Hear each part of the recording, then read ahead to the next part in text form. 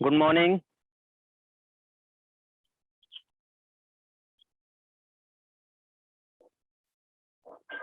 हाँ, good morning, good morning.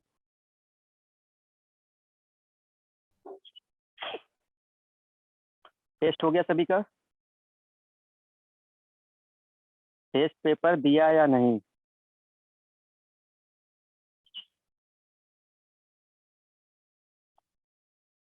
Easy paper था? Paper easy था? 50 आउट ऑफ 50? वाह। चलो, रिजल्ट ही तो बताएगा। कह रहे सर 50 आउट ऑफ 50 पूरे कर दिए। अच्छा।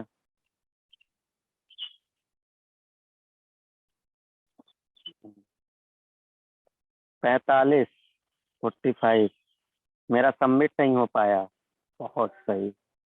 सब एक से एक बढ़ के आएंगे, अभी देखना। किसी का क्वेश्चन ही नहीं खुल रहा होगा, किसी का कुछ नहीं हुआ होगा। बहुत बढ़िया क्वेश्चन था सर। अच्छा। हाँ, तो पढ़ाया हुआ ही था, बाहर से कोई क्वेश्चन नहीं था। जितना बताए थे बस वही। और डीपीपी के ही क्वेश्चन थे, है ना। डीपीपी भी अगर सॉल्व कर लिए होते तो सारे क्वेश्चन बन गए होते। एक भी क्वेश्चन डीपीपी से बाहर का था ही नहीं। सारे क्वेश्चन डीपीपी के ही थे। अब किसी ने देखा ही नहीं होगा तो कुछ में हम कुछ कर ही नहीं सकते।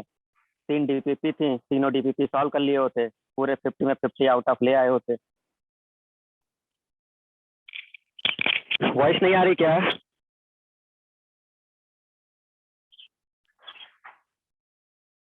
आ रही है ना वॉइस? प्रॉपर है वॉइस? हाँ, सब कुछ तो ठीक ही चल रहा है। ओके। तो कोई नहीं, रिजल्ट आ जाएगा आप लोग का।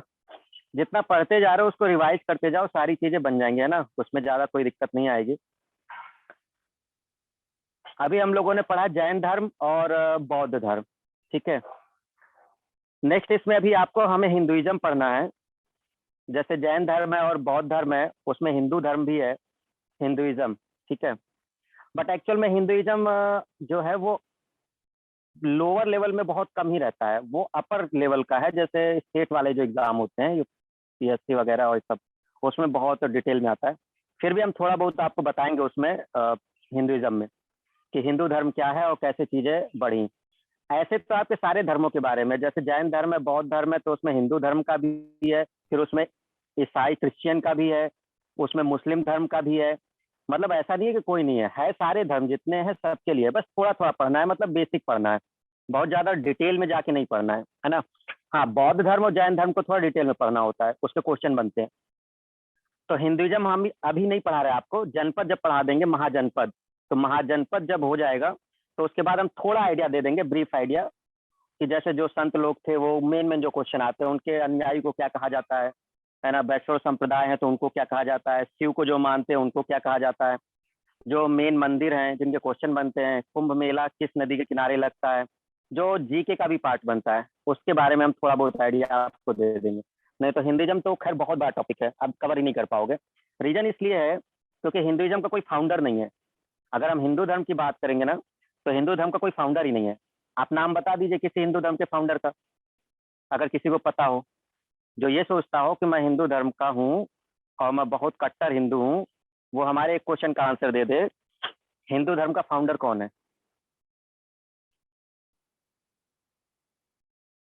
नहीं मन। भाई, जैन धर्म के फाउंडर हैं। जैन धर्म के फाउंडर हैं 24 तीर्थंकर हैं। बुद्ध धर्म के भी फाउंडर हैं। मुस्लिम धर्म के भी फाउंडर हैं। ईसाई के भी फाउंडर हैं। हिंदू धर्म का फाउंडर बता दो।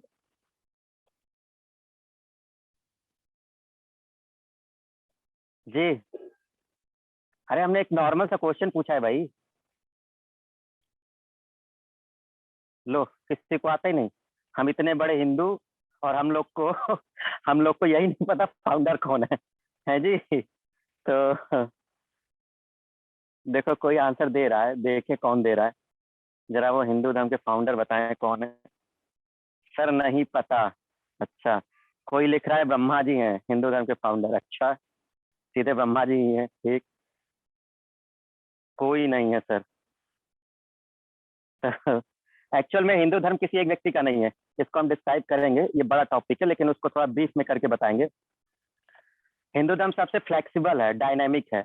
अब आप लोग को लगेगा कि मैं क्यों ऐसा कर रहा हूँ, इसका रीजन है इसमें कुछ चीजें होंगी। बहुत जब से शुरू हुआ है, क्योंकि एक व्यक्ति का है ही नहीं है, कोई एक व्यक्ति है ही नहीं इसमें। मतलब समय के हिसाब से ये बदलता जाएगा। जब आप सिंधु घाटी सभ्यता में देखोगे तो पशुपति की पूजा हो रही है, ठीक है, प्रकृति की पूजा हो रही है। जैसे आप वैदिक सभ्यता में आओगे, इंद्र की पूजा हो रही है, वरुण की पूजा हो रही है, और ढेर सारे देवता आ जाएंगे। और आगे बढ़ोगे महाजनपद के बाद फिर नारायण विष्णु आ जाएंगे, और आगे जाओगे शिव की पूजा शुरू हो जाएगी, और आगे आओगे शक्ति की पूजा शुरू हो जाएगी। मतलब ये एक ऐसा धर्म है जिसका कोई फाउंडर नहीं है, ये समाज के द्वारा अपनाया गया है। समाज के द्वारा मतलब अपने हिसाब से लोगों ने इसको बढ़ाते गए, ठीक है। तो ये बहुत ज्यादा मतलब कहा जाता है डायनामिक या फ्लेक्सिबल टाइप का। आपको जो अच्छा लगता है आप अपने हिसाब से कर लीजिए। हिंदू धर्म में मतलब ऐसा है, हिंदुइज्म जो बताया गया अकॉर्डिंग टू पुराण और समथिंग। इसमें भी जो सुप्रीम कोर्ट का वर्डिक्ट है, सुप्रीम कोर्ट का एक वर्डिक्ट आया, केस फाइल किया गया था। क्योंकि देखो अपने देश में हिंदू मुस्लिम बहुत चलता है, ये सबको पता है। तो जब हिंदू मुस्लिम के उसमें होता है तो उसमें एक केस फाइल किया गया था कि हिंदू धर्म क्या है, सुप्रीम कोर्ट में फाइल किया गया केस। तो अब सुप्रीम कोर्ट का एक वर्डिक्ट आया, क्या, हिंदू धर्म is a way of life. ये सुप्रीम कोर्ट का है, ये किसी आदमी का नहीं है। तो सुप्रीम कोर्ट ने बहुत ज्यादा उस पर डिस्कशन हुआ, वकील वगैरह जो भी थे उन लोगों ने डिस्कशन किया। तो फाइनल जो उसने डिसीजन दिया सुप्रीम कोर्ट ने, उसने कहा हिंदू धर्म इज नॉट अ धर्म, ये धर्म नहीं है। हिंदू धर्म is a Hinduism is a way of life, यह जीवन जीने का ढंग है या जीवन जीने का कला है, अकॉर्डिंग टू सुप्रीम कोर्ट। ठीक है, जो कानून जानते हो वो सुप्रीम कोर्ट को मान लेंगे। अब सुप्रीम कोर्ट ये कैसे देगा भाई, कोई तो साक्ष्य होगा तभी तो देगा, हवा में थोड़ा दे देगा। तो उन्होंने साक्ष्य वगैरह को देखा होगा, पुराण वेद वैदिक काल, सिंधु घाटी सभ्यता, महाजनपद काल, और आगे आकर के शंकराचार्य, बहुत सारे लोग हुए, तो उनका उन्होंने करके ये बोल दिया। रीजन उन्होंने ये दिया कि हिंदू धर्म का कोई फाउंडर नहीं है, और अगर कोई फाउंडर नहीं है तो हम इसको धर्म नहीं बोल सकते। क्यों? क्योंकि बाकी जितने धर्म देखोगे उसके फाउंडर है और उनके कुछ नियम है, आप उस नियम से बाहर नहीं जा सकते। सिंपल, अगर आप बौद्ध धर्म को मानते हैं तो बौद्ध धर्म के कुछ रूल हैं, अगर आप उस संघ में शामिल हो जाते हैं तो आपको उनके नियम फॉलो करने पड़ेंगे, नहीं तो आपको उस संघ से बाहर कर देंगे। जैन धर्म में अगर आप जाएंगे तो महावीर स्वामी के द्वारा बनाया गया संघ है, उसमें कुछ शिक्षाएं हैं जिसको आपको फॉलो करना होगा। जैसे अगर श्वेतांबर के आप हैं, दिगंबर के आप हैं, तो दोनों के अपनी अपनी शिक्षाएं हैं। क्लियर?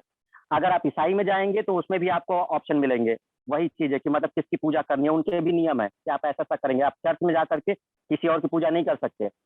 फिर अगर आप आते हैं मुस्लिम धर्म में, तो मुस्लिम में भी नियम है, आप उस नियम से बाहर नहीं जा सकते। तो एक कुछ बने हुए हैं कि जो जिसके फाउंडर हैं जिस धर्म के लोग, तो उसके कुछ नियम कानून बनाए गए और उसके बाहर आप नहीं जा सकते। हिंदू धर्म में है ही नहीं। क्यों नहीं है अब आप समझो जरा। कोई आता है कहता है मुझे भगवान शिव की पूजा करनी ही नहीं है, मैं मानता ही नहीं। तो हिंदुइज्म कहता है ठीक, किसको मानते हो? कहता है मैं हाथी को मानता हूँ। तो कहता है ठीक है, जाओ हाथी की पूजा कर लो। लोग गणपति की पूजा शुरू हो गई। कुछ देर बाद आए तो मम्मी कहती है भैया हम तो दुर्गा माता को मानेंगे। कहते लो भैया तुम दुर्गा माता को मान लो। थोड़ी देर बाद आए कहते हैं कि भैया हम किसी देवता को मानेंगे ही नहीं, किसी से काम नहीं बन रहा। तो कह दो भैया तुम ग्राम देवता को मान लो, तुम कुल देवी को मान लो, तुमको जो मर्जी वो मान लो। दिस इज अ हिंदुइज्म जो बताया गया। ये बहुत सारा डिस्कशन हुआ, जिसके बाद सुप्रीम कोर्ट ने वर्डिक्ट दिया कि हिंदुइज्म इज नॉट अ धर्म, it is a way of life. आप जिस प्रकार से जीना चाहते हो आप उस तरह से जिए, आपको हिंदू धर्म आपको अलाउ करता है। इसमें कोई फिक्स रूल नहीं है, कोई एक नहीं कह सकता। और कोई आपसे ये कहता है कि यही लिखा है इस धर्म में तो वो बेवकूफ है, और उसको फॉलो करने वाला भी बेवकूफ है। हिंदू धर्म is a way of life, जीवन जीने का ढंग। आपको जिस तरीके से जीना है आप उस तरह से जिए, लेकिन रहिए आप उसके अंदर ही। मतलब आप जिए किसी भी प्रकार से, कोई दिक्कत नहीं है। आप शक्ति को मानिए, दुर्गा माता को मानिए, आप प्रकृति को मानिए, आप चींटी को मानिए, कीड़े को मानिए, हाथी से चूहा बिल्ली जिसको मर्जी उसको मान लो भगवान मान के, लेकिन रहिए आप उसके अंदर ही। This is a Hinduism. आप अपने धर्म से बाहर मत जाइए। दिस ये वर्डिक्ट सुप्रीम कोर्ट ने दिया जब केस फाइल हुआ था। ये किसी व्यक्ति का नहीं है, अकॉर्डिंग टू सुप्रीम कोर्ट। तो इसमें आपके बहुत सारी चीजें डिस्कस हुई थी, क्योंकि बहुत चल रहा था, बहुत ज्यादा हुआ था। तो हमें एग्जैक्ट याद नहीं है किस ईयर में फाइल किया गया था, लेकिन ये कि कुछ समय पहले ही फाइल किया गया था सुप्रीम कोर्ट में। तो उन्होंने सीधा सा एक लाइन बोल दिया, Hinduism is a way of life, यह जीवन जीने का ढंग है, ये कोई धर्म नहीं है, क्योंकि ये कोई फाउंडर नहीं है, इसका कोई फिक्स रूल नहीं है। सबसे ज्यादा आजादी हिंदुइज्म देता है, ये भी डिस्कशन किया गया। क्यों? आप अगर आपके घर में ही अगर 5 लोग हैं तो पांचों लोग के मानने वाले देवता अलग अलग हो सकते हैं। हो सकते या नहीं हो सकते? मैं हनुमान जी को मानता हूँ, मैं ब्रह्मचारी। थोड़ी देर बाद आते हैं, वो कहते हैं बड़े भैया मैं शंकर भगवान को मानूंगा। थोड़ी देर बाद आती है दीदी, आती है वो कहती है नहीं मैं संतोषी माता को मानूंगी। मानिए जिसको मानना है, कोई दिक्कत नहीं है, करिए जिसको फॉलो करना है, रहिए अपने धर्म में। ये एक वर्डिक्ट था जिसमें उसमें कहा गया कि एक वे है लाइफ में जीने का, आप कुछ भी करिए लेकिन रहिए आप उसके अंदर। तो इस तरह से चीजें इसमें डिस्क्रिप्शन की। इसको आगे चल करके हम और डिफाइन कर देंगे, जो मतलब किस तरह से चीजें बताई गई, कौन कौन से ऐसे आचार्य आए जिन्होंने कौन कौन सा सिद्धांत दिया, जैसे अद्वैतवाद दिया और द्वैतवाद दिया, ऐसे कई सारे पॉइंट्स आए बीच बीच में जिसके द्वारा ये चीजें बताई गई। ठीक है, तो ये थोड़ा लंबा टॉपिक है तो हम इसको अभी नहीं शुरू कर रहे है ना। और भैया देखो पहली बात बता दें, अब हम हिंदुइज्म पे बात करेंगे तो कट्टर ना बना देना हमको, है ना। हम लेक्चर ले रहे हैं तो पता चला हम हिंदू धर्म के बारे में शुरू कर दे तो कुछ शुरू हो जाए, सर आप तो बिल्कुल कट्टरता की बात कर रहे हैं ये वो। भैया इस चीज में ना पढ़ना बिल्कुल भी, ठीक है ना। तो क्योंकि आपके सिलेबस में है, सारे धर्म है आपके सिलेबस में, सब है। जैन धर्म भी है, बुद्ध धर्म भी है, क्रिश्चियनिटी भी है, मुस्लिम धर्म भी है, हिंदुइज्म भी है, जितने हैं सारे धर्म आपके में। मुस्लिम धर्म की हम बात करेंगे जब आपको पढ़ाएंगे हम वहां पर मिडिवल, जब मिडिवल हिस्ट्री पढ़ाएंगे तब हम आपको बताएंगे कि जो मुस्लिम धर्म है वो कैसे आया और फिर उसके बाद कौन कौन लोग आए और उन्होंने क्या, किसने आक्रमण किया, वो डिस्कशन हम वहां पर करेंगे। तो जिसकी जो जहां पर है वो डिस्कशन करेंगे। क्रिश्चियनिटी की बात हम तब कर लेंगे जब ईसा मसीह का जन्म होगा, जब हम लोग का ये ईसापुर अभी चल रहा है, जब ये सब चंद्रगुप्त मौर्य ये सब काल खत्म होगा और जब ईस्वी सन हमारा शुरू होगा तो उस समय हम आपको थोड़ा सा क्रिश्चियनिटी के बारे में बता देंगे कि वो ईस्वी सन शुरू हुआ तो कैसे वो चीजें शुरू हुई। तो जो जिस पॉइंट पे आता जाएगा उस पॉइंट पे हम उस डिस्कस करते जाएंगे। क्लियर है? ठीक है, आज हम आपका शुरू कर रहे हैं महाजनपद। एक्चुअल में जब हम लोग का ये बौद्ध धर्म और जैन धर्म चल रहा है तो इस समय महाजनपद काल चल रहा है, इसलिए हम महाजनपद पहले शुरू कर रहे हैं। क्यों? जो 6वीं ईसा शताब्दी चल रही है, जब आपने डेट देखी है 563 ईसा पूर्व, ये महात्मा बुद्ध का जन्म है 563 ईसा पूर्व, ये समय महाजनपद काल का है। जैन धर्म में जो महावीर स्वामी आए हैं वो जो 599 ईसा पूर्व का है, उस समय भी ये महाजनपद काल चल रहा है। तो महाजनपद काल जो चल रहा है वो लगभग 600 ईसा पूर्व से लेकर 350 ईसा पूर्व तक चलेगा। मतलब 600 ईसा पूर्व से लेकर लगभग मौर्य काल जब आएगा 321 ईसा पूर्व में, ये पूरा समय महाजनपद का काल चल रहा है। तो इस समय हम अभी केवल महाजनपद का डिस्कशन करेंगे, इसके बाद हम आपका हिंदुइज्म का डिस्कस कर लेंगे। ठीक है, महाजनपद के बाद, क्योंकि मेन जो इसका प्रोग्रेस हुआ है हिंदुइज्म का, ये इसके बाद हुआ है। अभी तो नॉर्मल चीजें चल रही थी, हिंदुइज्म का जो मेन वो हुआ है, ये आपका जो गुप्त काल आता है, उस समय जो चीजें दी गई हैं वो आज हम फॉलो कर रहे हैं। हिंदू धर्म में जो चीजें आज हम फॉलो कर रहे हैं वो सारी हमारी गुप्त काल की देन है। ठीक है, तो गुप्त काल में बहुत तेजी से डेवलप हुआ था, तब हम वो चीजें थोड़ा सा डिस्कस कर लेंगे उस पॉइंट पर। तो अभी हम आपको महाजनपद शुरू कर रहे हैं, जो महात्मा बुद्ध और जैन धर्म के बीच का पॉइंट है। ठीक है, तो समझिएगा कि जब महात्मा बुद्ध और जैन धर्म चल रहा था, यानी बौद्ध धर्म और जब जैन धर्म चल रहा था, तो उस समय जो भारत था हमारा वो महाजनपदों में बटा हुआ था। तो महाजनपदों का मतलब था जिस प्रकार से राज्य है हमारे इस समय, कहने का मतलब कि जैसे हम इस समय उत्तर प्रदेश देख रहे हैं, महाराष्ट्र देख रहे हैं, गुजरात देख रहे हैं, अलग अलग, तो ये नाम नहीं थे उस समय। ठीक है, हमारा भारत महाजनपदों में बटा था। तो उस समय नाम क्या थे? जब महात्मा बुद्ध वगैरह थे तो उस समय किस नाम से जाना जाता था? तो उस समय बोला जाता था मगध। एक जनपद का नाम, महाजनपद का नाम था मगध। और देखोगे तो नाम था कौशल, और नाम था काशी। काशी तो आज भी आप समझते हैं, तो काशी बहुत पुराना चल रहा है, महाजनपद बहुत पहले से ही है। ठीक है, लगभग बुद्ध और महावीर स्वामी क्या, ये लगभग 600 ईसा पूर्व से चल रहा है सब। तो काशी बहुत पुराने शहरों में है। काशी हो गया आपका। उज्जैन जो अवंती का क्षेत्र पड़ता है, बहुत पुराना है। ठीक है, फिर उस समय आपका कुरु था, पांचाल था। ठीक है, और इधर अफगानिस्तान या पाकिस्तान वाले एरिया में जाओगे तो कंबोज पड़ेगा, गांधार पड़ेगा। राजस्थान में जाओगे तो मत्स्य पड़ेगा। साउथ की तरफ जाओगे तो अस्मक पड़ेगा। ठीक है, और फिर इधर आओगे तो आपके मल्ल पड़ेगा। तो ऐसे करके टोटल 16 महाजनपद थे। तो हमारी बात समझ में आ गई कि जब महात्मा बुद्ध और महावीर स्वामी का काल चल रहा है इस समय, ये लोग शिक्षाएं दे रहे हैं, तो एक्चुअल में उस समय महाजनपद काल चल रहा है। उस समय महाजनपद काल चल रहा है। तो अगर आपसे कोई पूछता है कि महाजनपद काल कब से कब तक का चल माना जा रहा है, तो ये लगभग 600 ईसा पूर्व से लेकर 350 ईसा पूर्व का जो समय है, जस्ट 321 के आसपास मौर्य काल शुरू हो जाएगा। तो इसके बीच का ये जो पूरा समय कहा जा रहा है, पूरा महाजनपद काल चल रहा है। तो हमारी बात क्लियर हुई कि क्यों हम महाजनपद डिस्कस कर रहे हैं, क्योंकि ये बौद्ध और जैन धर्म के बीच का बहुत इंपॉर्टेंट क्षेत्र है और ये डिस्कस करना जरूरी होगा। क्यों डिस्कस करना जरूरी है? आप देखिए, जब महात्मा बुद्ध की बात की तो उनके जगह के नाम क्या थे? आप देखिए, श्रावस्ती, ठीक है, वैशाली, राजगृह यानी मगध, मतलब ये सारे उस समय के महाजनपद हैं जहां उन्होंने ट्रेवल किया है, यात्रा की है। तो हम लोग एक एक करके उन क्षेत्रों को देखेंगे कि कैसे उन क्षेत्रों का विकास हुआ और क्या उनकी विशेषताएं थी। बहुत इंपॉर्टेंट टॉपिक है। अगर ये टॉपिक नहीं समझ में आएगा, आगे की चीजें क्लियर नहीं होंगी। क्यों? मगध अगर क्लियर नहीं होगा तो मौर्य साम्राज्य समझ में नहीं आएगा, क्योंकि मगध पे अगला शासन मौर्य साम्राज्य का ही होने वाला है, ठीक है, चंद्रगुप्त मौर्य का।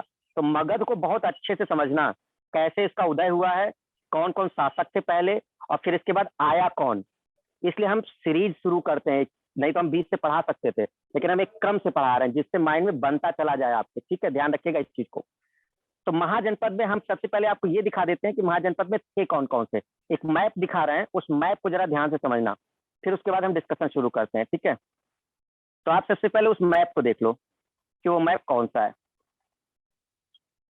तो यहाँ पर हम लोग बात करते हैं, स्क्रीन शॉट आ जाएगा,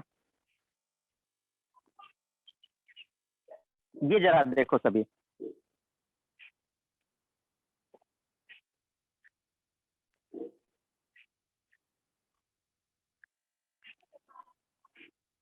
महाजनपद मीन्स, महाजनपद मतलब बड़े राज्य। जैसे छोटे छोटे जैसे जिला होते हैं तो फिर उनमें मिलकर के राज्य नहीं बन जाते हैं, तो एक प्रकार से वो बड़े बड़े राज्य थे, ठीक है, अपने समय के। सर क्या हिंदू धर्म सनातन धर्म से निकला है? अरे भैया, हिंदू धर्म ही सनातन धर्म है, ठीक है, वो बाद में डिस्कशन कर लेंगे। हिंदू धर्म ही सनातन धर्म है। सर आपने बताया था कि हल के साक्ष्य बनवाली से मिले, फिर इसमें क्यों कालीबंगा सही? अरे हल के साक्ष्य नहीं, जुताई के साक्ष्य, जुते हुए खेत के साक्ष्य मिले थे कालीबंगा से। हल के साक्ष्य बनवाली से मिले थे, हमने उस समय भी डिस्कशन किया था कि याद रखना, भूल मत जाना। तुम लोग फिर उसी में कंफ्यूजन हो गया। हमने बोला भी था कि जूते हुए खेत के साक्ष्य जो थे वो कालीबंगा से मिले थे, लेकिन हल के साक्ष्य बनवाली से मिले थे। दोनों अलग अलग चीजें थी। आप लोगों ने तुरंत उसको रिलेट कर लिया कि खेत जोतेंगे तो भैया वही वही हल चाहिए होगा, वही लेके करते हो तुम लोग, ठीक है। क्या ये इमेज दिख रही है सबको? क्या इमेज दिख रही है सबको? हाँ, तो हल से जुते हुए खेत के साक्ष्य लिखा था, तो वो एक्चुअल में जुते हुए खेत ही तो बोला गया ना। उन्होंने जुते हुए खेती तो पूछा, हल से जुते हुए खेत के साथ, तो उन्होंने एक ऐड कर दिया ना उसमें कि जुते हुए खेत, मतलब वो कह रहे हैं कि भाई खेत कैसे जुता होगा हल से। तो अब जुते हुए खेत है एक्चुअल क्वेश्चन वो, ठीक है, एक्चुअल क्वेश्चन वो कि जुते हुए खेत के साक्ष्य कहाँ से मिले हैं, ठीक है, ये ध्यान रखिएगा। प्राचीनतम साक्ष्य किसी से मेहरगढ़ से मिले थे? हाँ जी मिले थे, लेकिन अगर लहुरा देव ऑप्शन में है तो लहुरा देव होगा। अरे तुम लोग यार क्लास नहीं ध्यान से समझते हो, हैं तुम लोग क्लास ध्यान से नहीं देते हो। क्या बताया था हमने लहुरा देव में? अब हम पेपर का डिस्कशन अभी नहीं कर रहे, फिर कर लेंगे। लहुरा देव हमने बोला था कि सबसे प्राचीनतम साक्ष्य लहुरा देव ही था भारतीय उपमहाद्वीप में, लगभग 8,500 ईसा पूर्व। मेहरगढ़ इसलिए था क्योंकि मेहरगढ़ की पहले खोज हो गई थी 7,000 ईसा पूर्व, लेकिन कुछ समय में नवीनतम खोज जब हुई, यही 19वीं शताब्दी में जब आया, तो जब साक्ष्य मिले तो ये लहुरा देव का आया 8,500 ईसा पूर्व, तो वो डेट लहुरा देव को दे दी गई। तो जब लहुरा देव ऑप्शन में नहीं होता है तभी मेहरगढ़ को कर सकते हो, क्योंकि मेहरगढ़ पुराना साक्ष्य है। नवीनतम खोज के आधार पे लहुरा देव था, जहां पे चावल के साक्ष्य मिले थे, यूपी में पड़ता है आपका 8,500 ईसा पूर्व, और मेहरगढ़ पे मिला है 7,000 ईसा पूर्व। पुराना कौन है? लहुरा देव पुराना है, लगभग 1,500 ईसा पूर्व पुराना हो गया उससे, ठीक है। तुम लोग रिवीजन नहीं करते हो और ध्यान नहीं देते हो चीजों को, फिर कहोगे सर याद नहीं हो रहा कुछ, ठीक है। तो ध्यान रखिएगा इसमें। चलिए देखिए, महाजनपद में हम लोग जब देख रहे थे स्टूडेंट, फिगर शेयर किया था उसको फिर से देखिए, हम जरा नाम दिखा देते हैं आपको। ये एरिया जरा देख लो सब लोग। महाजनपद देखो कौन है, एक ये मगध है, ये वाला एरिया, ये अंग है, ठीक है, ये काशी है ना। इधर आपका पांचाल है, मल्ल है, कोसल है, ठीक है। इधर आपका कुरु है। अच्छा, ये रहा कंबोज, ये रहा गांधार, ठीक है। इधर देखना सूरसेन, मत्स्य और अवंती। इधर है आपका चेदी, पेन नहीं चलाओ।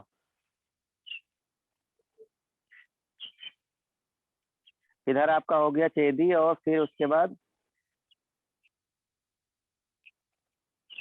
ये आपका चेदी हो गया, फिर कौन सा हो गया, वत्स हो गया, फिर कौन सा हो गया इसमें, ये इधर नीचे एक होगा अस्मक, एक नीचे होगा अस्मक, ठीक है। तो टोटल आप लोग को क्लियर हो गया होगा, ठीक है। टोटल कितने हो गए, 16 गिन लेना इसमें, टोटल 16 है, ठीक है। एक मगध हो गया, इधर एक अंग हो गया, ये काशी हो गया, ठीक है। 3 इधर हो गए, पांचाल, मल्ल, कोसल, ठीक है, 3 इधर हो गए। इधर आओगे तो इधर आपका वत्स हो जाएगा, इधर चेदी हो गया, इधर सूरसेन हो गया, मत्स्य, अवंती, कुरु, इधर कंबोज, गांधार, और ये रहा अस्मक, ठीक है। तो टोटल 16 है, और यहाँ लिखा भी है, ये देखो ये 16 है। इसको हमने दिखाया क्यों स्टूडेंट, बस इसलिए इसको दिखाया कि आपको थोड़ा सा एरिया पता चल जाए कि ये एरिया असल में है कौन सा, ठीक है ना, ये एरिया कौन सा है। जैसे अगर इसमें देखोगे तो आप जरा समझना, ये जो मगध है, ये मगध वाला क्षेत्र, ये बिहार का क्षेत्र है। जैसे पटना देख रहे हो ऊपर, दिख रहा है सभी को, यस या नो, दिख रहा है सभी को।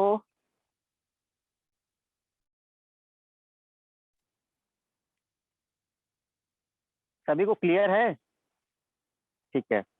तो जैसे ये मगध वाला क्षेत्र बोलते हैं, तो ये बिहार का क्षेत्र पड़ता है। एक्चुअल में ये गया और पटना का जो क्षेत्र है, अभी केवल समझ लो फिर बता देंगे, जो गया और पटना का क्षेत्र है बिहार में, गया पटना, वो क्षेत्र है मगध का, गया पटना का क्षेत्र, ठीक है। ये मगध का क्षेत्र है, तो ये बिहार में है। आज का जो गया पटना है वो मगध में ही पड़ता था। ये जो अंग है ये भी आपका बिहार का क्षेत्र पड़ रहा है। ये आज का जो मुंगेर जिला है, मुंगेर, मुंगेर नोट्स में है सब, ठीक है, बस हम डिस्कशन कर रहे हैं। मुंगेर और भागलपुर, ये वाले जो जिले पड़ रहे हैं वो सब अंग में पड़ते हैं। तो मुंगेर और भागलपुर ये अंग में, ठीक है। अच्छा, इधर जब आप चलोगे काशी, तो ये तो वाराणसी है, इसमें तो बताने की जरूरत नहीं, सबको पता है, ठीक है। इधर जब देखोगे कंबोज, तो ये थोड़ा सा पाकिस्तान का एरिया, ये अफगानिस्तान से मिलता जुलता था उस समय, अफगानिस्तान का एरिया भी कवर होता था वहां पर, ठीक है। और गांधार, ये पेशावर भी एरिया पड़ता है पाकिस्तान का, ठीक है, रावलपिंडी के पास। तो ये भारत है, उस समय भारत ही था पूरा। तो कंबोज ये अफगानिस्तान वाले एरिया को भी कवर करता था, और जो गांधार है ये आपका उस समय पेशावर, जो रावलपिंडी आज का पाकिस्तान जो बोल रहे हो, तो उसमें पड़ रहा था। कुरु जो है ये दिल्ली का क्षेत्र था, दिल्ली और मेरठ का जो क्षेत्र था वो था आपका कुरु। दिल्ली और मेरठ का ये जो क्षेत्र है वो है कुरु, ठीक है। पांचाल जो है ये आपका, ये पांचाल जो है ये आपका यूपी का पश्चिमी क्षेत्र पड़ता है, ठीक है। यूपी का ये पश्चिमी क्षेत्र पड़ता है, यूपी का ये पश्चिमी क्षेत्र है ये, तो उधर पड़ता है ये पांचाल, ठीक है, ध्यान रखिएगा। सूरसेन मथुरा है, सूरसेन मथुरा है, ध्यान रखिएगा, उस समय सूरसेन है, आज का ये मथुरा है, ठीक है। तो सूरसेन की ही राजधानी मथुरा थी। तो एक प्रकार से आप मथुरा का क्षेत्र समझ सकते हो, जो पूरा ब्रज क्षेत्र था वो। मत्स्य ये राजस्थान में है, मत्स्य जो है ये राजस्थान में, ठीक है। मत्स्य का जो क्षेत्र है ये राजस्थान का, ये जयपुर का क्षेत्र पड़ता है। मत्स्य एमपी का, ठीक है, मालवा का क्षेत्र पड़ता है ये एमपी, जो उज्जैन इसकी राजधानी थी, उज्जैन। तो अवंती एक्चुअल में आपका एमपी वाला क्षेत्र है, जिसको मालवा कहा जाता था उस समय, ठीक है। चेदी जो है ये बुंदेलखंड का एरिया है, बुंदेलखंड, ये जो आपका महोबा, झांसी और ये जो एरिया पड़ते हैं, ये वाला क्षेत्र था चेदी। वत्स जो है ये वाला, ये आपका इलाहाबाद वाला क्षेत्र है। वत्स जो है ये, जो आज का इलाहाबाद आप देख रहे हैं, कौशाम्बी, ये क्षेत्र, ये सब आपका वत्स में आता था। तो इलाहाबाद और ये बांदा के आसपास का भी क्षेत्र इसमें कवर हो जाता था। तो ये जो मानिकपुर है और ये चित्रकूट वगैरह, ये सब जो एरिया थे कवर हो जाते थे उस समय वत्स के अंदर, ठीक है। तो इलाहाबाद से लेकर के आसपास का पूरा क्षेत्र वत्स में। तो आप समझ जाइए कि आप इस समय वत्स में रहते थे, तो मतलब इलाहाबाद में जो भी रह रहे हैं, तो उस समय वो वत्स महाजनपद था, ठीक है। तो ये सिंपल सी ये बातें थी, क्लियर हुआ सबको। ये साउथ में, ये आंध्र प्रदेश का एरिया है अस्मक, ठीक है, ये आंध्र प्रदेश का एरिया कवर करता था जो अस्मक है। तो 16 महाजनपद जो थे वो एक्चुअल में जो आज का आप देख रहे हो राज्य, वो एक्चुअल में महाजनपदों के रूप में था, ठीक है ना। तो उनके नाम अलग थे, आज उनको किसी और नाम से जाना जा रहा है, उस समय किसी और नाम से जाना जाता था। बात समझ में आई हमारी? क्या ये बात क्लियर हो गई सबको? देखा आपने डायग्राम? थोड़ा सा आइडिया हुआ? देखो डायग्राम को थोड़ा सा बनाओगे ना, तो जब पढ़ने लगोगे तो आपको ये याद आ जाएगा कि कौन सा कहाँ पर है। जैसे हमने बोला कंबोज और गांधार, तो आप समझ जाओगे कि आज के भारत से बाहर है ये, मतलब ये पाकिस्तान वाला एरिया पड़ रहा है जो कंबोज और गांधार है। क्लियर हो गया? तो ये बात समझ में आ जाएगी कि भैया ये भारत में नहीं है इस समय। उस समय भारत ही पूरा एरिया था, तो इसलिए कंबोज गांधार पूरे भारत क्षेत्र में ही पड़ता था वो, ठीक है।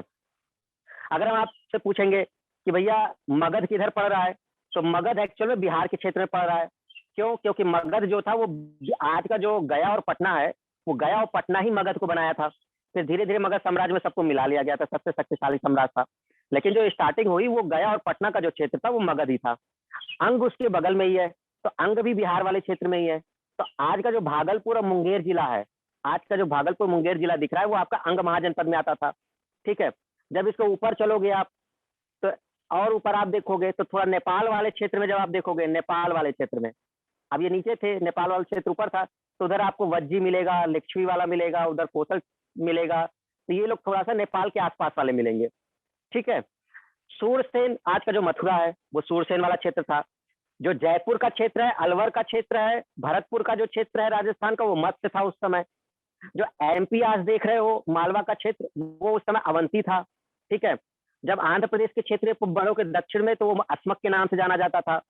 चेदी जो है ये बुंदेलखंड का एरिया पड़ता था, जो महोबा वाला क्षेत्र है, महोबा हो गया, और फिर उधर झांसी वगैरह इधर के आसपास के जो क्षेत्र थे वो चेदी जनपद में आते थे। वत्स जो आज का इलाहाबाद है, इलाहाबाद कौशाम्बी और ये जो पूरा एरिया है बांदा तक पहुंच जाता था ये एरिया वत्स का, तो ये पूरा कवर होता था वत्स महाजनपद में। तो ये एक बेसिक आइडिया था कि असल में महाजनपद क्या थे। तो उस समय जब महात्मा बुद्ध और महावीर स्वामी का काल चल रहा है, तो उस समय ये महाजनपद काल भी चल रहा है, ठीक है। और उस समय इन नामों से इनको जाना जाता है। तो अब सबसे पहली बात आती है स्टूडेंट कि हमको ये जानकारी मिली कहाँ से? भाई 600 ईसा पूर्व का मतलब समझते हो? आज से 2500 ईसा पूर्व, मतलब 2500 साल पहले, ईसा पूर्व नहीं, 2500 साल पहले। तो आज से अगर हम देखेंगे तो लगभग 2500 साल पहले हो गया। तो अब 2500 साल पहले चीजें बताई गई, वो हमें मालूम कैसे चला? क्या ऐसे साक्ष्य थे कि जिससे हमें ये पता चला कि उस समय किस नाम से जाना जाता था, क्या क्या वहां पे जनपद थे? तो हमें क्या, किसने बताया ये सब? 2 प्रमुख ग्रंथ थे, आप समझिएगा। देखो याद करने का तरीका यही है। कैसे? अब काल किसका चल रहा है उस समय? महात्मा बुद्ध का। और किसका चल रहा है? महावीर स्वामी का। तो ग्रंथ लिखे गए होंगे। भाई ऑब्वियस सी बात है, हमने आपको पढ़ा दिया है कि बौद्ध ग्रंथ भी लिखे गए हैं और जैन धर्म के ग्रंथ भी लिखे गए हैं। तो हमें ये जानकारी मिलती है उस समय के ग्रंथों से। उनके जब ग्रंथ पढ़ते हैं हम लोग, तब हमें पता चलता है कि अच्छा एक्चुअल में इनके समय में ये नाम था। अब बौद्ध ग्रंथ का नाम क्या था? अंगुत्तर निकाय। फिर से बोलिए, अंगुत्तर निकाय। बौद्ध ग्रंथ का क्या नाम था? अंगुत्तर निकाय। बोलो जल्दी से। रफिया, पंकज, कंचन, राजरानी, बोलो बोलो जल्दी बोलो। श्रुति, प्रकाश, बताइए जल्दी। अंगुत्तर निकाय लिख लोगे कि नहीं? नहीं लिख पाओगे? अंगुत्तर निकाय, चलो कुछ लोग लिख लिए, ठीक। तो बौद्ध धर्म का एक ग्रंथ था जिसको कहा गया अंगुत्तर निकाय।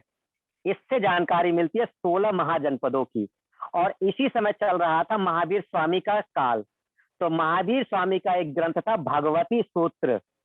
भगवती सूत्र, बोलो, भगवती सूत्र। तो महात्मा बुद्ध का एक ग्रंथ था बौद्ध ग्रंथ का, उसको बोलते हैं अंगुत्तर निकाय, बौद्ध ग्रंथ का। और जैन धर्म का एक था भगवती सूत्र। भगवती सूत्र, 2 प्रमुख ग्रंथ जिसमें हमें महाजनपद की जानकारी मिलती है। समझ गए? आज से अगर कोई आपसे पूछे कि भैया हमें कैसे जानकारी मिली कि उस समय ये महाजनपद चलते थे, तो सीधा बता देना भैया 2 ग्रंथ हैं जिसमें महाजनपद के नामों का उल्लेख है। एक पहला ग्रंथ है जो आपका अंगुत्तर निकाय है, और एक दूसरा ग्रंथ है जो भगवती सूत्र है। इन 2 ग्रंथों में हमें 16 महाजनपदों को देखने को मिलता है। बात समझ में आ गई सभी को? क्लियर हुआ? इतनी बातें क्लियर, आगे बढ़ सकते हैं। नाम क्लियर हो गया? 16 महाजनपद के नाम याद कर लेना, तुरंत याद नहीं होगा, मैप से याद करोगे याद हो जाएगा। जब क्लास खत्म हो, आपके पास नेट है, आप बार बार उस मैप को देखिए, उनके क्षेत्र को पहचानने की कोशिश करिए, है ना, उसकी जानकारी लो कि एक्चुअल में मगध वाला जो क्षेत्र है वो किसको कवर कर रहा है, अंग वाला किसको कवर कर रहा है, काशी किधर पड़ रहा था, ठीक है, मत्स्य राजस्थान पड़ रहा है, वो कौन सा क्षेत्र कवर कर रहा है, नीचे आपका अवंती पड़ रहा है, ये मालवा का क्षेत्र पड़ रहा है, तुरंत याद हो जाएगा, रटोगे याद नहीं होगा। मैप को देखना, मैप से उस पोजीशन को फिक्स करना, आप आज के उस डायग्राम से सोचोगे तुरंत चीजें याद हो जाएंगी। बाकी हम डिस्कस करेंगे तो याद धीरे धीरे होता रहेगा। देखो तुरंत याद नहीं होगा, आप सोचोगे मैं क्लास लूंगा और तुरंत आप रट लोगे, तो ऐसा नहीं होगा, प्रैक्टिस से होगा, ठीक है, तो परेशान मत होना। अरे मैप गूगल पे अवेलेबल है भाई, मैप हमने बताया थोड़ा ना, गूगल नेट सबका चल रहा है, गूगल पे जाना, एक टाइप करना 16 महाजनपद, इतने मैप आ जाएंगे, सीधे इमेज आ जाएगी, तुमको जो अच्छा लगे, तुमको जो मैप बेस्ट लगे, जिसमें आपको समझ में आए, वो वाला देख लेना। बस वो मैप सेलेक्ट करना, इमेज जिसमें आपको क्लियर हो, जिसमें उन्होंने बनाया हो वो क्षेत्र को अच्छे से, बहुत ज्यादा खचर पचर ना हो कि पता चला उसमें उन्होंने राजधानी भी लिखी है, उसमें पता नहीं नदियों का भी दे दिया है, पहाड़ भी लिख दिए, तो तुमको जनपद नहीं समझ में आ रहा कौन है। वो वाला इमेज देखना जिसमें जनपद ही में डिस्कस किए गए हो, बस, ठीक है, सिंपल है, ढेर सारे अवेलेबल है, तो परेशान मत हो, इमेज शेयर करने की जरूरत नहीं है। तो यहाँ से हमने आपको ये चीजें बता दी जो बेस्ट था ये।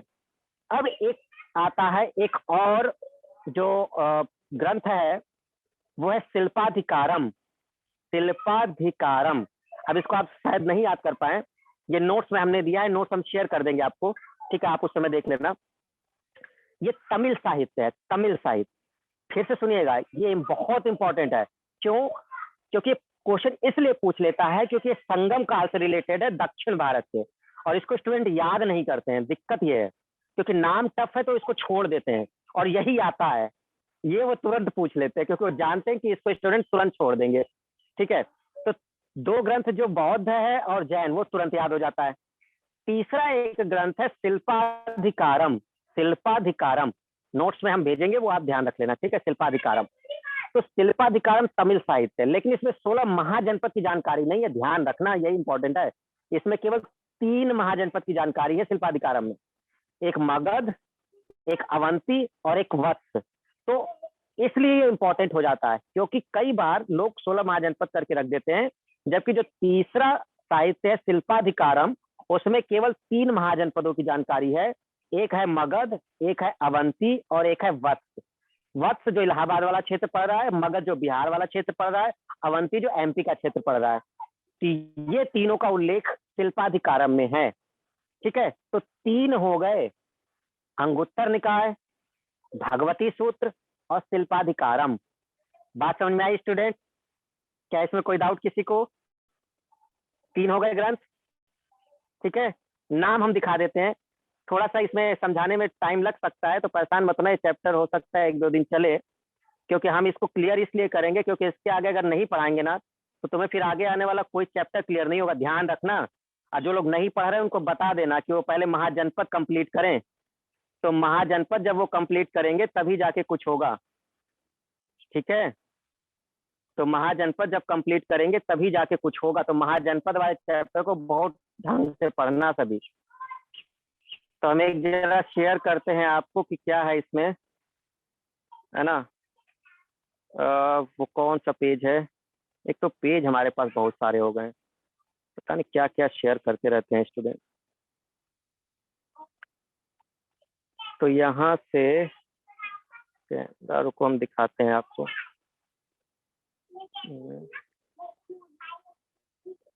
हाँ ये देखो जरा सभी, देखो ये दिख रहा है सबको?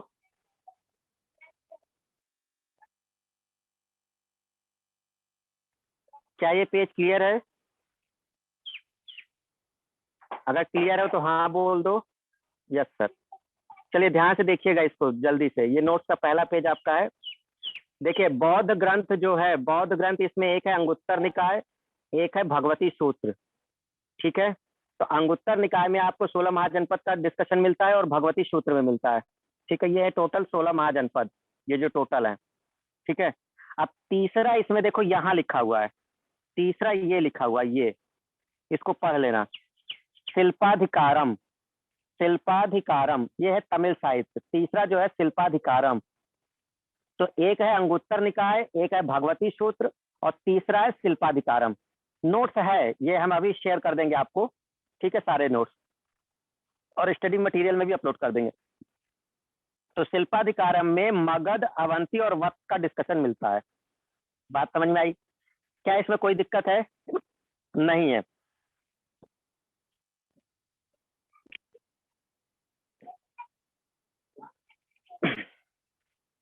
कोई याद कर रहा है भाई? तो अब जरा देखो इसको, अब इसके बाद देखना, एक नाम यहाँ पे ही पढ़ लो, हम बता दे जरा क्या नाम पढ़ना है, ताकि हम समझाएं तो क्लियर हो जाए। इलांगो अडिगल, बोलो सभी, इलांगो अडिगल, बोलो जरा, इलांगो अडिगल, इलांगो अडिकल, बोलो नाम, बोलो जरा, इलांगो अडिगल।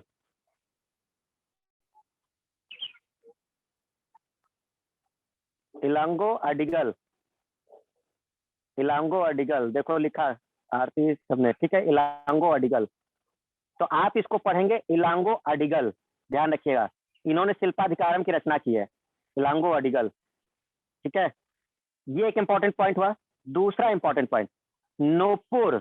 नूपुर का मतलब होता है पैरों में पहने जाने वाला, जिसको छागल बोलते हैं लोग, नूपुर। नूपुर जो कहते हैं, पैर में जो छागल नहीं पहनी जाती, गाँव में छागल बोलते हैं उसको, तो नूपुर बोलते हैं उसे, ठीक है, नूपुर। और एक नाम याद रखना, कोवलन और कड़ग्गी। कोवलन और कड़ग्गी, कोवलन और कड़ग्गी, हमने तीन चीजें बताई आपको जो याद रखनी है। शिल्पाधिकारम साहित्य, इसकी रचना की है इलांगो अडिगल ने, और इसमें डिस्कशन है नुपुर का, यानी जो पैरों का छागल है, और कोवलन और कड़ग्गी, ठीक है। हटा सकते हैं पेज को, पेज को हटा दें।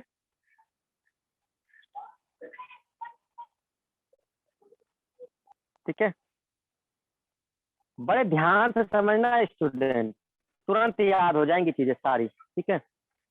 देखना, अब हमारी बात सुनना, हमने आपको तीन साहित्य बताए। पहला साहित्य अंगुत्तर निकाय, दूसरा साहित्य भगवती सूत्र, तीसरा साहित्य, तीसरा साहित्य सर सिंपल वाले आपने बता दिए, तीसरा वाला हमसे पूछ लिया, ठीक है। बोलो जरा तीसरा साहित्य बोलो जल्दी, तीसरा साहित्य कौन सा है? शिल्पाधिकारम, वेरी गुड, शिल्पाधिकारम, ठीक है। बौद्ध साहित्य कौन सा है? अंगुत्तर निकाय। देखो बार बार पूछ रहे, क्योंकि इतने एग्जामों ने रिपीट किया है इसे, तुम जब इस पेपर को सॉल्व करोगे ना इनके, तुमको खाली अंगुत्तर निकाय, अंगुत्तर निकाय, अंगुत्तर निकाय हर जगह देखने को मिल जाएगा। लगभग कोई एग्जाम ऐसा नहीं जिसने इसको छोड़ा हो, लगभग सबने ये पूछ रखा है। तो बौद्ध ग्रंथ का जो अंगुत्तर निकाय है वो एक इम्पोर्टेंट, क्योंकि बौद्ध धर्म उस समय सबसे ज्यादा वही था, सबसे ज्यादा प्रचारित उस समय यही था महाजनपद काल में। जैन धर्म में आपका भगवती सूत्र था, तमिल साहित्य में आपका था शिल्पाधिकारम। शिल्पाधिकारम में नुपुर की कहानी है, जो लोग स्टेट एग्जाम देते हैं उनके लिए बहुत इंपॉर्टेंट हो जाता है, बट एसएससी भी दे रहे हो, हम थोड़ी सी जानकारी दे देते हैं, थोड़ा सा आइडिया हो जाए कि क्या था शिल्पाधिकारम में। तो शिल्पाधिकारम में नुपुर की कहानी है। नुपुर मतलब एक पैर में पहने जाने वाली पायल होती है, पायल जिसको कहते हैं, लड़कियां समझती होंगी जो पैरों में पायल पहनते हैं, उसको कहते हैं नुपुर। तो उसके मेन कैरेक्टर हैं कोवलन और कड़ग्गी। कोवलन और कड़ग्गी, कोवलन नायक है और कड़ग्गी उसकी वाइफ है, मतलब पति पत्नी है। तो कोवलन और कड़ग्गी है। तो क्या होता है कि कोवलन को प्यार हो जाता है किसी और लड़की से, उसकी पत्नी है कड़ग्गी, ठीक है। तो कोवलन जो उसका पति है उसको किसी और लड़की से प्यार हो जाता है, ठीक है। बट ये धोखा खा जाता है उस लड़की के चक्कर में, लड़की दे देती है धोखा, ये होता है। तो कृपया अपनी पत्नी को धोखा ना दें दूसरी लड़की के चक्कर में, है ना, क्योंकि जब आप अपनी पत्नी के नहीं होंगे तो लड़की कहेगी फिर आप हमारे कैसे होंगे। तो ये बड़े सारे दर्शन आते हैं जो आपको समझने होंगे। जब आप अपने खुद उसके नहीं हो पाएंगे तो आप दूसरे के क्या होंगे, ठीक है। ये हाल चलेगा जयचंद का, जब जयचंद पृथ्वीराज चौहान को धोखा देगा और जब मोहम्मद गोरी की वो हेल्प करेगा, ठीक है। तो जब मोहम्मद गोरी की हेल्प करेगा तो फिर वो सोचेगा कि मुझे शासक बना दें। तो गौरी सीधा सीधा कहेगा, जब तुम अपने जब तुम अपने किसके नहीं हुए, अपने सगे के नहीं हुए। और बता दें, जो जयचंद की बेटी संयोगिता थी उसका विवाह पृथ्वीराज चौहान से हुआ था, मतलब पृथ्वीराज चौहान दामाद है उनका। जब आप अपने दामाद के नहीं हुए, आप हमारे कैसे हो जाएंगे। और चंदावर के युद्ध में जयचंद को मार दिया गया। तो जब आप अपने के नहीं होंगे तो दूसरे के आप कैसे होंगे। इतिहास हमें यही सिखाता है। इतिहास इसलिए पढ़ाया जाता है, कुछ सीखिए चीजों से, ठीक है। तो ये बहुत इंपॉर्टेंट चीजें हैं, आपको समझ में आएंगी धीरे धीरे आगे चल करके। आप केवल एग्जाम देने के लिए पढ़ोगे तो इतिहास से आप कुछ नहीं सीखोगे। इतिहास इसलिए पढ़ाया जाता है कि इतिहास से सीखा जाता है कि एक्चुअल में इतिहास में क्या था और उससे हम क्या सीखें आगे। तो यही हाल हुआ कोवलन और कड़ग्गी का। कोवलन एक लड़की के प्यार में पड़ गए। लड़के का क्या नाम था कोई मैटर नहीं करता, सुंदर थी, बस इतना समझ लो, ठीक है। तो अब वो उसके प्यार में पड़ गए, उसने धोखा दे दिया, कोवलम साहब निपट गए। अब घूम फिर के कहाँ आओगे भाई, तुम्हारे पास एक ठिकाना, आओगे अपनी पत्नी के पास ही, ठीक है। अब वो आपकी पत्नी की महानता है कि वो आपको एक्सेप्ट करती है कि नहीं करती है, ठीक। कड़ग्गी ने एक्सेप्ट कर लिया, बहुत अच्छी रही होगी, बहुत उस तरह की रही होगी। उसने कहा कि कोई बात नहीं, ठीक है, आप भूले भटके हमारे पास आ गए तो आपको हम एक्सेप्ट करते हैं। कड़ग्गी ने कोवलन को एक्सेप्ट कर लिया, लेकिन कुछ नहीं था, सब लोग लुटा के चले आए थे। कोवलन के पास जितना धन दौलत था सब उसने अपनी प्रेमिका पे लुटा दिया था, ठीक है। इनके पास कुछ नहीं बचा था। कड़ग्गी के पास पायल थी, नुपुर थी उसके पास, तो दोनों पैरों में पायल पहनती थी। तो उसने कहा कि कुछ कोई बात नहीं, मेरे पास पायल है, आप ये पायल ले जाओ और इससे आप जो भी बने उसको खरीद लो और हम लोग इससे जीवन यापन करेंगे। महानता देखिए वाइफ की, जितने लोग ये कहते हैं ना, तो ये डिपेंड करता है। अब हम ये नहीं कह रहे, कुछ कहेंगे नहीं सर पत्नियां भी बहुत इस तरह की होती हैं, भाई होती होंगी, हमें नहीं पता, ठीक है भाई। 100 में से अगर 10% निकल जाए तो हम कुछ नहीं कहते, लेकिन हाँ भाई आप एक फेवर कर सकते हो, आप क्यों गए दूसरे के पास। अगर आप दूसरे के पास जाओगे तो वो भी भाई आपको धोखा देगी, ऑब्वियस सी बात है, ठीक है। तो ये एक पॉइंट बोला गया कि वहां पर उसने अपना नुपुर दिया और उनसे कोवलन को कहा कि जाइए और जो कुछ मिले इससे आप लीजिए। कोवलन गए और एक पायल दिया था, एक एक एक पैर की पायल दी थी, एक उसने अपने पास रख ली थी। उस नुपुर को उसने दिया और वो लेकर के कोवलन घूमने लगे, साहूकार वगैरह के पास गए, उन्होंने वो नुपुर दिया और कहा कि भैया जो पैसा बन सकता है वो आप हमको दीजिए। तो साहूकार ने ले लिया, लेकिन वो कीमती नुपुर था, मतलब काफी कीमत थी उसकी उस समय।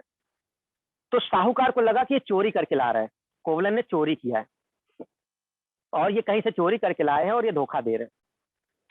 तो उसने सीधे राजा को खबर कर दी, साहूकार ने राजा को खबर कर दी और राजा को खबर करके कहा कि भैया हमारे पास पायल आया है, जरूर ये चोरी करके लाया है, आप पता करिए कि कहाँ से लाया है। कोवलन को पकड़ लिया गया, कारागार में डाल दिया गया। उससे कोई वो कहता रहा भाई मेरी पायल है, मैं कहीं चोरी करके नहीं लाया हूँ, लेकिन बेशकीमती था, तो अब इससे लगा कि भाई आप कहाँ से पाओगे, इतने गरीब आदमी आपको कहाँ से मिला ये। वो बहुत समझाता रहा, नहीं हुआ। तो जब वो जेल में बंद गया, काफी दिन बाद नहीं लौटा, तो कड़ग्गी उसको ढूंढने निकली, उसकी पत्नी।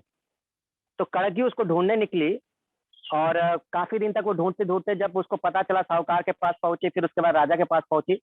तो राजा को उसने साफ साफ कहा कड़ग्गी ने कि आपने बिना कुछ जाने, बिना कुछ सर्च किए आपने इसको जेल में डाल दिया। आपको एटलीस्ट ये पता करना चाहिए था कि हो सकता है कि कहीं इसके पास रहा हो ये भी, ठीक है। तो आपने एक गलत निर्णय दिया है और आपका पूरा साम्राज्य नष्ट हो जाएगा, ये हमारा श्राप है। और लड़कियों का श्राप बहुत जल्दी लगता है अगर वो दुखी है अंदर से, तो भैया लड़कियों को दुखी मत करना, है ना, थोड़ा खुश रखा करो, सबसे बड़ी बात है। अगर दिल से उन्होंने श्राप दे दिया तो भैया सब कुछ नष्ट भ्रष्ट हो जाता है। पूरा इतिहास हमें यही बताता है, सारी लड़ाइयाँ लड़कियों के पीछे हुई है, आप ये जानते हो, ठीक है। औरत ही मेन रीजन। अरे भैया अगर अगर पृथ्वीराज चौहान जयचंद की बेटी संयोगिता से विवाह नहीं करता, अगर पृथ्वीराज चौहान जयचंद की बेटी संयोगिता से विवाह नहीं करता तो जयचंद उसके खिलाफ नहीं जाता। जयचंद और पृथ्वीराज बहुत अच्छे दोस्त थे। जयचंद और पृथ्वीराज, दुश्मनी हुई संयोगिता की वजह से। संयोगिता प्यार करती थी पृथ्वीराज चौहान को। जयचंद कहता था मैं तुम्हारी शादी उससे नहीं करूंगा। जयचंद ने सीधा पृथ्वीराज चौहान को कहा भैया मेरी शादी दूसरी जगह हो रही है, आ जाओ। पृथ्वीराज चौहान बहुत शक्तिशाली थे, तो वो सीधा उन्होंने बोला कि अगर लड़की की सहमति है तो भाई मैं लेके जाऊंगा। पृथ्वीराज चौहान पहुंचे, संयोगिता को लेके चले गए। यही नींव पड़ी। अगर ऐसा न हुआ होता तो जयचंद धोखा न देता। लेकिन कुछ भी कहिए, जयचंद यहाँ पे गलत है। क्यों गलत है भैया? आपकी लड़की जब आपके खिलाफ ही जा रही है, जब लड़की कह रही है कि मैं खुश नहीं रहूंगी और मैं ये है, तो आप क्यों जबरदस्ती उसकी शादी कर रहे हैं भाई? इतना बड़ा स्वयंवर हुआ, सारे राजाओं को बुलाया गया, लेकिन संयोगिता ने कहा कि मैं किसी भी राजा के गले में हार नहीं डालूंगी, मैं सीधा सीधा पृथ्वीराज चौहान ही है जिसको एक्सेप्ट करूंगी, इसके अलावा किसी को नहीं करूंगी। इसलिए पृथ्वीराज चौहान गए थे उनको लेने। पृथ्वीराज को कोई वो दिक्कत नहीं थी कि वो जाकर के सीधे आक्रमण कर दे। तब उन्होंने कहा, जब संयोगिता ने वहां से बोला, तो सारी लड़ाइयां इनके पीछे ही हुई है, तो एटलीस्ट लड़कियों को खुश रखिए, अपने घर में जो महिलाएं हैं, है ना, आपसे लड़ाई नहीं होती कभी। जब शादी होगी ना, तो शादी के बाद औरतों के बीच लड़ाई होगी, तुम लोग तो निकल लोगे, और जो घर में सास बहू और ननद और ये जो बचेंगी ना, ये है मेन रीजन। तो इनके भी सामंजस्य बिना बना के बैठना पड़ता है, नहीं तो पूरा परिवार नष्ट हो जाएगा। तो जो कड़ग्गी है वो पहुंची, कड़ग्गी ने सीधा श्राप दे दिया कि भैया आपने एक औरत को दुखी किया और बिना कुछ जाने बुने किया, और आपका साम्राज्य नष्ट हो जाएगा। आगे चल के वो जो भी राजा थे उनका जो साम्राज्य था नाश हो गया, नष्ट भ्रष्ट, पता ही नहीं चला वो कहाँ गए इतिहास में, उनका मालूम ही नहीं चला तमिल साहित्य में। तो ये चीजें थी जो नुपुर की कहानी थी, ये शिल्पाधिकारम में है। और शिल्पाधिकारम में 3 महाजनपदों का उल्लेख है, मगध, अवंती और वत्स। कहानी हमने आपको समझा दी कि एक्चुअल में क्या था, अब ये आपको याद रहेगा। याद रहेगा या नहीं? याद रहेगा, ठीक है। तो अब थोड़ी थोड़ी चीजों को इतिहास से कुछ सीखते चलिएगा और थोड़ा सा उसको अप्लाई करते जाइएगा, है ना। हाँ, तो जब तक किसी की सहमति ना हो, और सहमति भी हो तो देख परख लेना भैया, किसी से लड़ाई ना हो, ये भी बहुत जरूरी है ना। खाली सहमति ही नहीं होती है, पता चला घर वाले नहीं है, आप लेके चल दिए, उसके बाद घर वालों ने कहा चलो कहाँ तक जाओगे, उसके बाद तुम्हारा जीना मुश्किल है दोनों का। तो भैया ऐसा भी ना करना, है ना। बहुत सारी चीजें जो इतिहास हमें सिखाती है, आगे चल करके ऐसा ही होगा।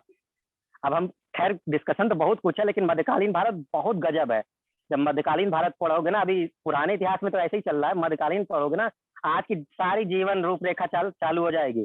मुहम्मद गोरी की बेटी को, जो बेटी होगी, उसका दास भगा ले जाएगा, उसकी शादी करनी पड़ेगी कुतुबुद्दीन ऐबक से, कुतुबुद्दीन ऐबक की बेटी वो उसका दास भगाएगा। ठीक है, तुम्हें बड़ी गजब कहानी है, अभी पढ़ना मध्यकालीन, ऐसा इतिहास है कि तुम लोग पढ़ते रहोगे और समझते रहोगे उसी में। तो ये सब चीजें चलेंगी उस समय। तो महाजनपद काल की जब बात हो रही थी, तो इस समय हमने 3 चीजें बात करी। एक जो आपका वो अंगुत्तर निकाय, दूसरा हमने बात किया भगवती सूत्र, और तीसरी बात किया हमने शिल्पाधिकारम। बात समझ में आई सभी को? 3 इसे शायद ये बहुत इंपॉर्टेंट है, इसलिए हमने इस पर समय दिया। समय इसलिए दिया क्योंकि ये सबसे पहले याद करना है कि इनकी जानकारी मिलती कहाँ है, सबसे बड़ा यही इंपॉर्टेंट पॉइंट है। तो आई होप कि आपको ये क्लियर हो गया होगा। हम थोड़ा आगे बढ़ते हैं, अब बढ़ सकते हैं, ठीक है। तो अब आपको हम एक चार्ट दिखा रहे हैं, डायग्राम। इस चार्ट को आपको याद करना है अपने माइंड में, घर पे बैठ के जब भी समय मिले इस चार्ट को अपने माइंड में फिक्स कर लेना, ठीक है। चलो वो चार्ट हम दिखाते हैं आपको। अच्छा, एक इन्फॉर्मेशन है, शायद आपको शेड्यूल मिल गया होगा, शाम को 6:30 बजे से और 6:30 बजे आपकी शायद एसी थ्योरम की क्लास रहेगी, और 9 बजे से आपकी शायद कम्युनिकेशन की क्लास होगी। वैसे शायद शेड्यूल भेज दिया गया है, फिर भी इंफॉर्मेशन हमने आपको दे दिया है, तो इसको ध्यान रखिएगा। और शेड्यूल उसी हिसाब से चेंज होगा तो हमें नहीं पता, लेकिन जो है शेड्यूल वो वही है, ठीक है। तो अभी वो शेड्यूल है, उसको ध्यान रखिएगा। चलिए हम आपको एक शेयर करते हैं, उसको जरा ध्यान से देखिएगा सब लोग। कहाँ से आएगा वो, ठीक है, डॉक्यूमेंट में चलते हैं और फिर यहाँ पर डॉक्यूमेंट में आएगा, तो फाइल ढेर सारी हो गई है, ढूंढे नहीं मिलता। स्कैनर को PDF महाजनपद, जी ये लीजिए सब लोग, पूरा महाजनपद काल खत्म, इस एक चार्ट से महाजनपद खत्म। जिसने इसको याद कर लिया, महाजनपद खत्म हो गया। अब ये सबसे बड़ी बात है, इसको याद करना, ठीक है ना, सबसे बड़ी बात है इसको याद करना। इसका स्क्रीनशॉट ले लो, लेकिन हम इसको अभी आपको स्टडी मटेरियल में भेज देंगे, ठीक है। स्क्रीनशॉट ले लो जरा जल्दी। बताएंगे कैसे याद करना है, बताएंगे। अरे हम है ना, हम किस लिए हैं, हम किस लिए हैं।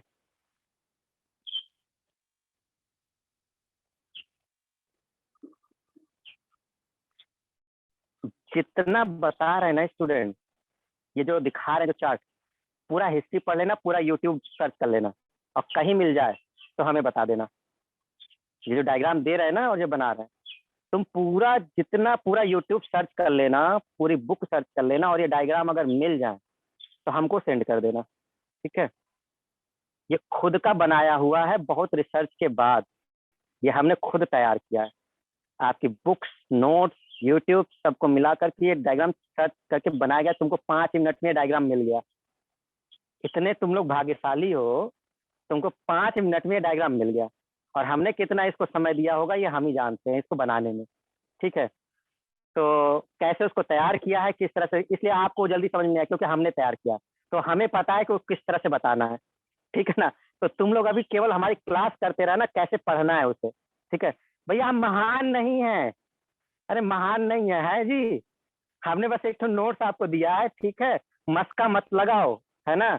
बहुत इतिहास पढ़ रखा है हमने, है ना। पूरी इतिहास हमारे पास है, तो हमको ज्यादा मस्का पीछे से लगाने की जरूरत नहीं है, ठीक है। हर तरह से हम जानते हैं किसको क्या करना है और कैसे करना है। तो अब इसमें अगर हम लोग देखते हैं तो इसको पढ़ना कैसे वो समझना, केवल इस चार्ट को पढ़ना कैसे, हमें आपको जानकारी दे रहे हैं कैसे स्टडी करना है। शुरुआत कहाँ से करनी है, बड़े ध्यान से समझना, ठीक है, कि हमें शुरुआत इस डायग्राम में कहाँ से करनी है।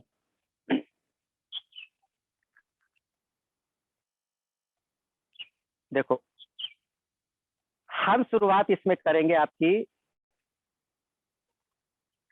मगध से। अब इसमें मगध सर्च करो, इसमें मगध कहाँ है, ये है मगध। हम शुरू करेंगे मगध से। क्लियर हो गई बात, समझ गए सभी। हम शुरू करेंगे मगध से। इस चार्ट को पढ़ना है मगध से। मगध के बाद किसको पढ़ोगे, मगध के बाद आप पढ़ोगे इसमें अंग को, अंग, दूसरा नंबर अंग को पढ़ोगे, दूसरा नंबर अंग, ठीक। तीसरा नंबर किसे पढ़ेंगे, कौशल को, कौशल। नंबर लिखे हुए हैं, जरा देखना आसपास, सारा नंबर लिखा होगा। यहाँ 1 लिखा है, यहाँ 2 लिखा है, यहाँ 3 लिखा है। देखो, मगध पे 1 लिखा है, अंग पे 2 लिखा है, और कौशल पे 3 लिखा है, ठीक है। हम पढ़ेंगे लिच्छवी को, चौथा। हम पढ़ेंगे 5वां। हम पढ़ेंगे अवंती को, 6वां। हम पढ़ेंगे वत्स को, 7वां। ये रहे 7 सबसे इंपॉर्टेंट जिनको पढ़ना है, 7 को। सबसे पहले मगध, अंग, कौशल, लिच्छवी, काशी, अवंती और वत्स, ठीक है। चार्ट कैसे बनाया है हमने, स्टूडेंट ध्यान रखिएगा, कैसे चार्ट बनाया है। मगध अगर देखोगे अपने भारत वाले नक्शे में जो दिखाया था हमने, तो मगध के दाहिने साइड ही अंग था। ये मगध था बिहार का एरिया, और इसके पास में अंग था जो भागलपुर मुंगेर का जिला था। इसके ऊपर काशी का एरिया पड़ रहा था, उसके ऊपर कौशल पड़ रहा था, इसके दाहिने साइड लिच्छवी पड़ रहा था, वज्जी जो नेपाल वाले एरिया के आसपास था। इसके बाएं साइड चलोगे तो ये आपका वत्स पड़ रहा था, जो आपका इलाहाबाद वाला एरिया, जो काशी और वत्स, समझ गए। काशी ये बनारस वाला एरिया है, इसके बगल में इलाहाबाद वाला एरिया है, ठीक है। तो ये सब आसपास के क्षेत्र उसी से बनाया गया डायग्राम है। और इधर चलोगे तो अवंती एमपी का, ये थोड़ा नीचे रहता है क्योंकि यहाँ जगह नहीं थी तो ऊपर बनाया था, ये थोड़ा इधर रहता है अवंती, वत्स से थोड़ा नीचे साइड रहता है, ठीक है। इधर देखोगे तो ये राजस्थान का एरिया थोड़ा इधर रहता है, ये राजस्थान थोड़ा इस साइड में रहेगा, इस साइड में, ठीक है, राजस्थान वाला एरिया। अब क्योंकि पेज उतना बड़ा नहीं है तो इसलिए बनाया गया था वो। सूरसेन ये मथुरा का एरिया है वहीं पर। अगर इसको भी याद कर लोगे तो तुम्हें एक्चुअल पोजीशन पता चल जाएगी कि जनपद कहाँ पर थे। मतलब मगध के आसपास ही दाहिने साइड अंग था, ऊपर काशी था, उसके ऊपर कौशल था, कौशल के दाहिने साइड लिच्छवी था, नीचे आपका अगर इधर बाएं साइड आओगे तो वत्स था काशी के बगल में, और वत्स के बगल में अवंती है आसपास ही, ठीक है।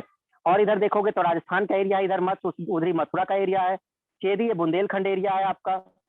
ऊपर चलोगे तो ये मल्ल की गणराज पड़ रहा है, पांचाल आपका वो पड़ रहा है, कुरु दिल्ली वाला एरिया पड़ रहा है, और ये जो इसके इधर पड़ रहा है वो भारत से बाहर पड़ रहा है, जो इधर है।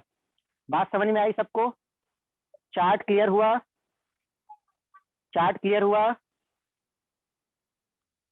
ठीक है। क्या कोई क्वेश्चन पूछे हो सभी, बहुत कॉम्प्लेक्स डायग्राम है, ठीक है। तो बहुत कॉम्प्लेक्स नहीं है, हमने बताया कैसे पढ़ना है। जरा सीक्वेंस बता दो हमें, किस सीक्वेंस से हमने बताया, पहले क्या पढ़ोगे, हम एक बार बोलते हैं। पहले आप पढ़ोगे मगध, दूसरे पे पढ़ोगे अंग, तीसरे पे कौशल, चौथे पे काशी, पांचवे पे लिच्छवी, मतलब वही आसपास लिच्छवी काशी, फिर पढ़ोगे अवंती और फिर पढ़ोगे वत्स।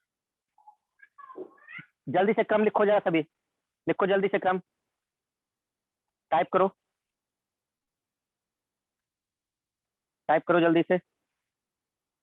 मगध, अंग, कौशल, काशी, मगध, अंग, कौशल, काशी, लिच्छवी यानी वज्जी जिसको बोलते हैं, वज्जी, और अवंती और वत्स। टाइप करो जल्दी से जरा। अरे एक साथ टाइप करना, एक एक करके मत करना। मगध, अंग, कौशल, काशी, अवंती, वत्स, लिच्छवी कहाँ गया? मतलब वज्जी जिसको बोलते हैं।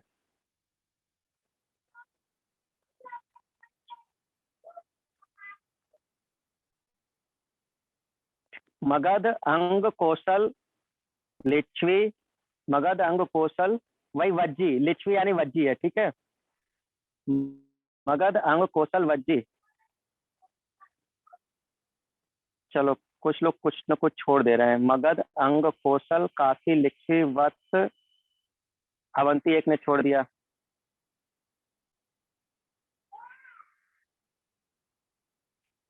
सर मेरा, इनकी करिए, हमारा पढ़िए। ठीक है, पढ़ लेते हैं भैया, ठीक है। मगध, अंग, कौशल, काशी, लिच्छवी, अवंती, वत्स। लिच्छवी, यहाँ पे लिच्छवी एक्चुअल में वज्जी महासंघ रहेगा, ठीक है। लिच्छवी बार बार आएगा नाम, इसलिए लिच्छवी बोला है, क्योंकि लिच्छवी ज्यादा पूछा जाता है, बट ये वज्जी के अंदर है, ठीक है ना। Very good student, very good very good. तेज हो गए सब, समझ में आ गया? तेज हो गए ना चार्ट को कैसे स्टडी करना है। सबसे पहले मगध से शुरू करना है और ऐसा समझना है, ठीक है ना। अच्छा, देखो परेशान ना होना, धीरे धीरे चलते जाओ, एकदम माइंड यहाँ बैठ जाएगा एकदम। सब यहाँ केंद्रित करना, इधर, यहाँ से बाहर ही ना जाए, सीधा आकर के यही केंद्रित हो जाएगा, सबका सब पूरा चार्ट है यही दिखेगा, ठीक है। तो अब जरा देखते हैं हम लोग शुरुआत करेंगे मगध से। देखो क्या इतने में दिक्कत हुई, 16 महाजनपद में इतने तो याद ही हो गए भैया। हमें लगा मगध याद हो गया, ठीक, अंग याद हो गया, कौशल याद हो गया, काशी हो गया, वज्जी यानी लिच्छवी हो गया, अवंती हो गया, वत्स हो गया। 7 महाजनपद तो तुम्हें याद ही हो गए, 7 महाजनपद तो याद ही हो गए। आगे चल करके ऊपर वाले याद कर लेंगे धीरे धीरे, ठीक है। बट हमारा लेक्चर थोड़ा बड़ा होता जाएगा, बस हम 5 मिनट लेंगे, बस 5 मिनट, फिर हम इसको थोड़ा बता दें ताकि तुम रिवाइज कर सको उसे, ठीक है। अब हम जो बताएंगे उसको ध्यान से समझना, ठीक है। कंसंट्रेट हो जाओ इस चीज पे अब, है ना। कंसंट्रेट होना सभी लोग इस चीज पर, सुनिएगा ध्यान से। हम शुरू करेंगे मगध से, हम शुरू करेंगे मगध से, ठीक है। तो हम शुरू करेंगे मगध से।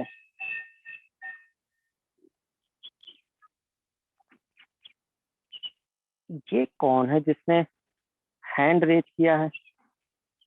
पैनलिस्ट, लो ऑल हैंड, रेज हैंड।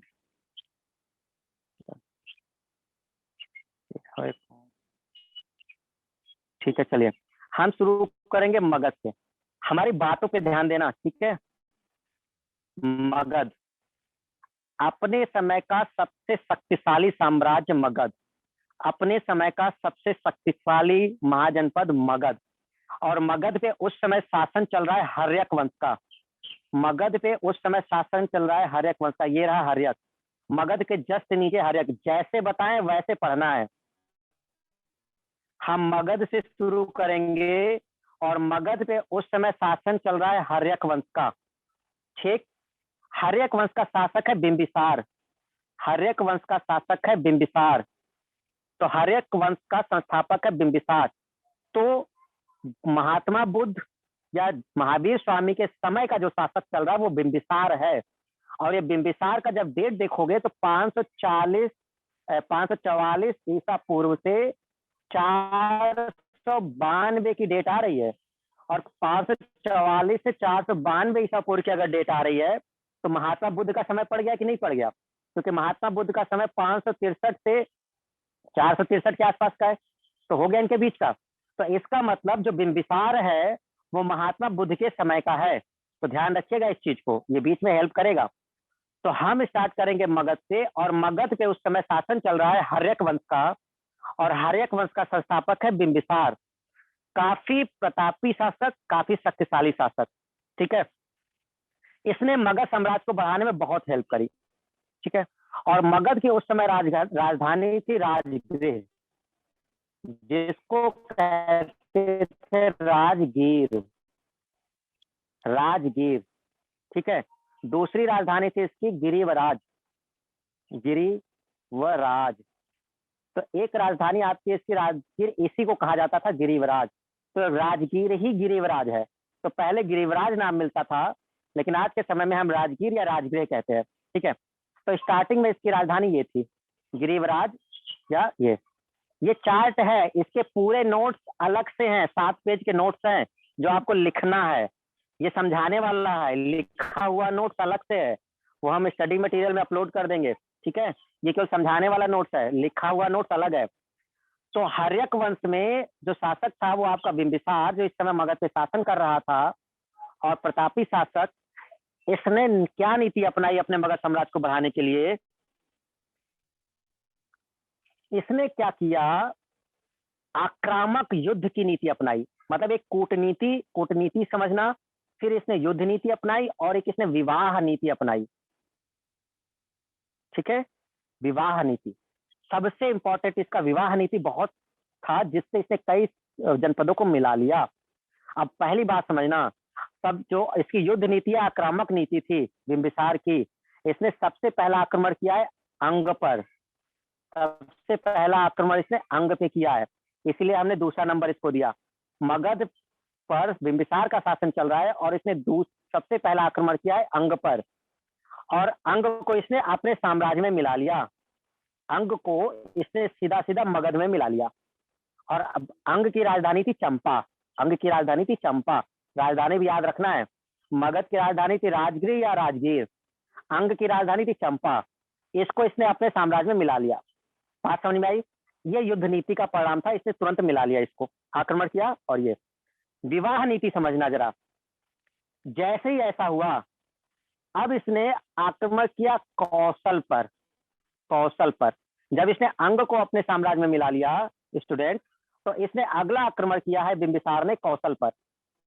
जैसे इसने कौशल पर किया, कौशल को इसने मतलब जीता तो नहीं कहेंगे, मतलब हरा दिया वहां पर उसको, और इनको संधि कर ली। मतलब एक प्रकार से वहां का जो शासक है वो शासन कर रहा है, लेकिन अब इनके अधिकार में है, ठीक है। मतलब उनको खत्म नहीं किया बिंबिसार ने, जो शासक है उसको खत्म नहीं किया। महाकौशल थे उस समय शासक, तो उनको खत्म नहीं किया। हाँ, उनको अपने अधिकार में ले लिया कि भैया आप हमारे अंदर हो गए, आप जो भी हम कहेंगे वो आप मानेंगे।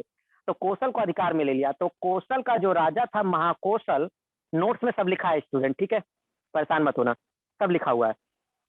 तो कौशल का जो महाराजा है वहां पे महाकौशल, उसने अपनी पुत्री महाकौशला का विवाह, ये रही महाकौशला। तो कौशल पे जब इसने अधिकार कर लिया, तो इसने अपनी पुत्री महाकौशला का विवाह बिंबिसार से कर दिया। अब आपसे क्वेश्चन है, कौशल का जो राजा था उसने अपनी पुत्री का विवाह किससे कर दिया? बिंबिसार से कर दिया। बिंबिसार कहाँ का शासक था? मगध का शासक था। कौन से वंश का था? हर्यक वंश का था। पहला काम खत्म, कौशल को मिला लिया इसने, कौशल पे भी शासन हो गया भाई। बस जब शादी हो गई तो रिश्तेदार हो गए, और जब आपने अपनी बेटी उनको दे दी तो ऑब्वियस सी बात है आप उस सब मानेंगे उनकी बात। तो इससे बहुत हेल्प की, मगध की बहुत हेल्प की बिंबिसार की अपने राज को बढ़ाने में। अच्छा, अब अगला इसने आक्रमण कहाँ किया है? तो अगला आक्रमण इसने किया है लिच्छवी पर। ये रहे लिच्छवी। तो अगला आक्रमण इसने किया है लिच्छवी पर, ठीक। तो पहले इसने अंग को मिलाया, फिर इसने कौशल पे आक्रमण किया, और अब इसने मिलाया लिच्छवी को। जैसे इसने लिच्छवी पे आक्रमण किया, इसको भी हरा दिया। और फिर यहाँ के शासक ने अपनी पुत्री चिल्लाना, ये रही चिल्लाना, ये लाइन जो चिल्लाना, तो इसने अपनी पुत्री चिल्लाना का विवाह कर दिया बिंबिसार से। लो, लिच्छवी भी इनके अंडर में आ गया। जो वज्जी संघ के था। तो लिच्छवी पर भी इसका अधिकार हो गया, चिल्लाना का विवाह हो गया, तो संबंधी हो गए। अब इसने तीसरा विवाह किया है क्षेमा से। एक तीसरी है क्षेमा, जो यहाँ पे नाम नहीं लिखा हमने, उसको अलग से समझ लेना। क्षेमा, क्षेमा, ठीक है। तीसरी है क्षेमा, ये है मद्रा वंश की शासक, मद्रा वंश की राजकुमारी। मद्रा वंश, ये आपके नोट्स में है। मद्रा वंश पंजाब के शासक हैं, उसमें मद्रा वंश चल रहा है। इधर पंजाब का शासन चल रहा था, तो पंजाब के शासन में मद्रा वंश चल रहा है, उनकी राजकुमारी थी क्षेमा। तो तीन लोगों से शादी हुई है। पहला महाकोशिला, दूसरा चिल्लाना, और तीसरा मद्रा वंश की राजकुमारी क्षेमा। ठीक, हटा रहे हैं हम इसको। अब हमारी बात सुनना ध्यान से सभी। बस आज के लिए इतना ही बताएंगे हम, जितना समझ सको उतना ही केवल। अब सुनना फिर से कहानी। शुरुआत करेंगे हम मगध से। शुरुआत करेंगे स्टूडेंट मगध से। मगध में शासन किसका चल रहा है? मगध में शासन किसका चल रहा है? बिंबिसार का। बिंबिसार किस वंश का है? हर्यक वंश का। समय काल कौन सा चल रहा है? 544 ईसा पूर्व से 492 ईसा पूर्व। समय किसका है? महात्मा बुद्ध का। समझ गए? ध्यान रखिएगा, महात्मा बुद्ध का समकालीन है बिंबिसार। अच्छा, अब बिंबिसार ने पहला आक्रमण किस पे किया है? अंग महाजनपद पे। और अंग की राजधानी पे अधिकार कर लिया, चंपा। अंग की राजधानी चंपा। राजधानी साथ साथ याद करते जाना। मगध की राजधानी है राजगीर और अंग की राजधानी है चंपा। ठीक, अब इसने अगला आक्रमण किस पे किया है? कौशल महाजनपद पे। कौशल महाजनपद पे आक्रमण करके उसके राजा को हराया है, महाकौशल को। और महाकौशल की पुत्री है महाकोशला। इनसे विवाह होता है बिंबिसार का। तो कौशल के जो महाराजा है, उन्होंने अपनी पुत्री महाकोशला का विवाह कर दिया है किससे? बिंबिसार से। ठीक, हो गया कौशल इनके अधिकार में। भाई विवाह हो गया तो संबंधी हो गए ना। तो आप संबंधी हो गए तो ऑब्वियस सी बात है कि भाई जिसको आप बेटी देंगे अपनी, तो अब लड़ाई तो नहीं करेंगे, है जी। तो इतना तो आप ध्यान रख सकते हैं। लेकिन जयचंद इतना दुष्ट आदमी अपनी बेटी देकर भी अधिकार कर लिया। वही सबसे दुष्ट उसी को मानते हैं हम। अगर उसने ये न किया होता तो मोहम्मद गोरी का आक्रमण नहीं होता। दूसरा, जयचंद ने ही मोहम्मद गोरी को बुलाया था। जयचंद ने ही मोहम्मद गोरी को आमंत्रण दिया था कि आइए। क्यों? बस पृथ्वीराज चौहान को हराने के लिए। ठीक है, कहाँ ऐसा जाता है। तो अब क्योंकि महाकौशल जो थे, अपनी पुत्री का विवाह जब इन्होंने किया है महाकोशला का बिंबिसार से, तो अब ये संबंधियों का हो गया। अब अगला आक्रमण बिंबिसार ने कहाँ किया है? वज्जी संघ पर, जिसके अंदर एक इंपॉर्टेंट है लिच्छवी गणराज। तो अब इसने अगला आक्रमण लिच्छवी पे कर दिया है। और जैसे इसने लिच्छवी पे किया तो वहां की राजकुमारी है चिल्लाना। नाम बोलो, चिल्लाना। ठीक, तो दूसरी शादी इसकी हुई है चिल्लाना से। यह लिच्छवी राजकुमारी। इससे जन्म होगा अजातशत्रु का। आगे चल के जब बताएंगे तो लिच्छवी राजकुमारी से जन्म होगा अजातशत्रु का, जो इनका पुत्र है बिंबिसार का। तो चिल्लाना जो है वो लिच्छवी राजकुमारी है, इनसे शादी होती है इनकी। अब तीसरी राजकुमारी आती है मद्रा वंश की, जो पंजाब के राजा की है। तो पंजाब में मद्रा वंश चल रहा है और वहां की एक तीसरी राजकुमारी क्षेमा। तो कितना दिमाग से काम किया इसने। जिसमें आक्रमण करना था उसने आक्रमण किया, जिसको जीतना था उसने जीता, जिसको विवाह की नीति अपनानी थी उसने विवाह किया। तो पहले लोग विवाह करते थे, क्यों करते थे? कि विवाह हो जाएगा, संबंधी बन जाएंगे। संबंधी बन जाएंगे तो अब कहीं ना कहीं भाई जिसकी बेटी से शादी हो गया वो तो आक्रमण करेगा नहीं, तो सब लोग अधिकार हो जाता था। तो विवाह बड़ी इंपॉर्टेंट नीति हुआ करती थी उस समय। तो जब आगे पढ़ोगे ना तो सब समझोगे, ऐसे विवाह चलता आएगा। कोई किसी की बेटी कोई भी भगा ले जाएगा, कोई कुछ कर लेगा, किसी की बहन से ही शादी कर लेगा, यही सब चला आएगा धीरे धीरे। ठीक है, तो केवल अपने साम्राज्य को बढ़ाने के लिए। तो इस तरह की चीजें चल रही थी। हमारी बात समझ में आई सबको? क्या इतनी बातें समझ में? चार्ट का ये पॉइंट क्लियर हो गया? इतनी बातें क्लियर हो गया अब चार्ट में? आपको केवल इतना ही पढ़ना है, अभी केवल इतना ही पढ़ना है। मगध की राजधानी राजगृह, वहां पे शासन है हर्यक वंश का, जिसका शासक है बिंबिसार। ये है बुद्ध के समय का। इसने पहला आक्रमण किया है अंग पर, जिसकी राजधानी है चंपा। उसको ले लिया इसने अपने अधिकार में। फिर इसके बाद इसने आक्रमण किया है कौशल पर। फिर कौशल और उसका जो शासक है महाकौशल, उसने अपनी पुत्री महाकोशला का विवाह कर दिया है बिंबिसार से। फिर इसने अगला आक्रमण किया है लिच्छवी पर, और लिच्छवी की राजकुमारी चिल्लाना, जिससे इसका विवाह हो जाता है। और इस चिल्लाना से जन्म होगा अजातशत्रु का। फिर उसके बाद पंजाब में एक वंश चल रहा है मद्रा वंश, जो कि जहाँ की राजकुमारी है क्षेमा, और इनसे भी शादी होता है। मतलब 3 विवाह किए हैं बिंबिसार में, ठीक है, 3 विवाह करके, और 3 इसने वंशों को अपने उसमें मिला लिया है। बात समझ में आई? ठीक है, ओके। कौशल की राजधानी क्या है? कौशल की राजधानी,